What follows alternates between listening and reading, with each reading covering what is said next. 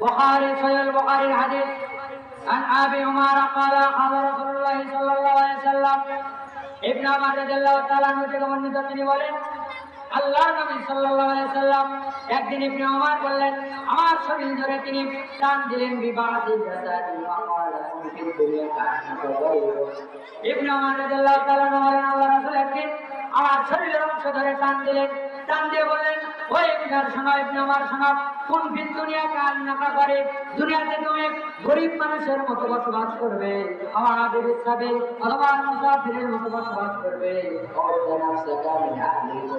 আর তোমার অন্তরটা তুমি সবসময় কবরের সঙ্গে নরকে রাখবে। এই কথা তোমার মনের মধ্যে রাখতে হবে। আমি দুনিয়াতে এসেছি, আমি গরিব মানুষ, আমার কিছু নাই। আল্লাহ আমাকে আধার সম্পদ দিতে পারে, অনেক কিছু দিতে পারে। আল্লাহ রাসূল বললেন ওই আমার শোনো দুনিয়াতে তোমাকে গরিবের মতো বাঁচতে হবে অথবা তোমাকে দুনিয়াতে মুসাফিরের মতো বাঁচতে হবে।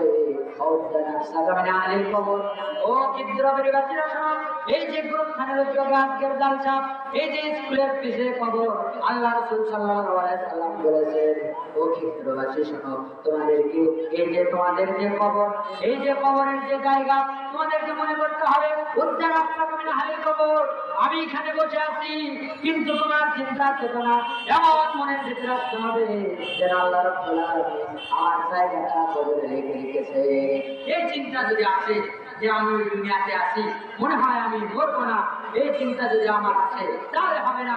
আল্লাহ রাসূল সাল্লাল্লাহু আলাইহি ওয়াসাল্লাম বলছে শোনো, তোমাকে অবশ্যই দুনিয়াতে এটা চিন্তা করতে হবে যে তোমার স্থান কামনা হয় কবরের মধ্যে আছে, আল্লাহ তোমাকে কবরে দিয়ে দিয়েছে।